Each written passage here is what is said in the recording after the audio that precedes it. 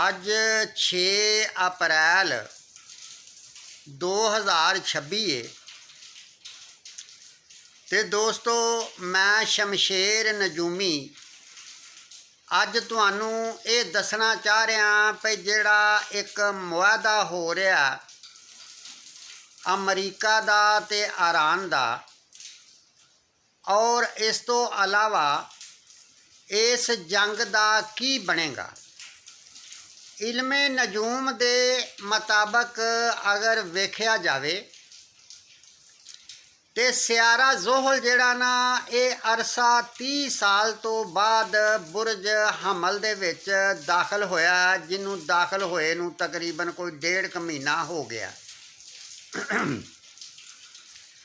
और सियारे ज़ोहल का तलक जड़ा ना वो तबाही बर्बादी तेल गैस बिल्डिंगा रेत बजरी इस तो अलावा सैलाब जलजले उस तो अलावा माल डंगर इस तो अलावा जड़ियाँ फसलां वगैरह ने ये नाल भी ज़ोहल का तलक है।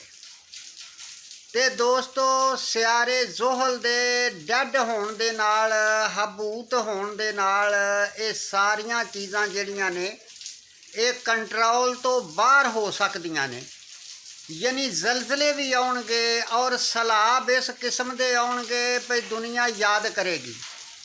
इस तो अलावा फसलां वगैरह की तबाही बर्बादी होण दा चांस है। इस तो अलावा जिहड़ी जंग जदूल है ये तो तुहाडे सामने अगे लगी हुई है। और उस तो बाद सियारा मरीख है जिहदा तलक जंग जदूल इस तो अलावा फौज एटमी बंब और कतलो गारत खून रेजी दे नाल मरीख दा तलक है।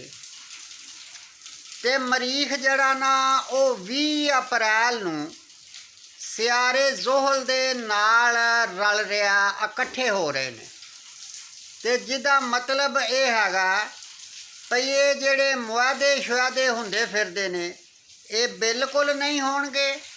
और इस तो अलावा ये जंग जिहड़ी है ये तूल पकड़ेगी और जंग जिहड़ी है ये अल्लाह ना करे तो कोई एटमी जंग बन सकती है।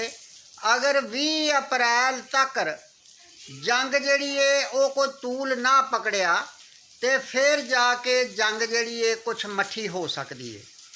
और इस तो अलावा जिहड़ा सियारा ज़ोहल है ना वो 2.5 साल तक बुरज हमल दे विच रहेगा, जिहड़ा कि वक्फे वक्फे दे नाल सैलाब तबाही बर्बादी या जंगो जदूल या फिर इंज समझ लो भी 2.5 साल 3 साल तक तेल गैस दियां कीमतां जिहड़ियां ने ये तुहाडे कंट्रोल तो बाहर रहणगियां।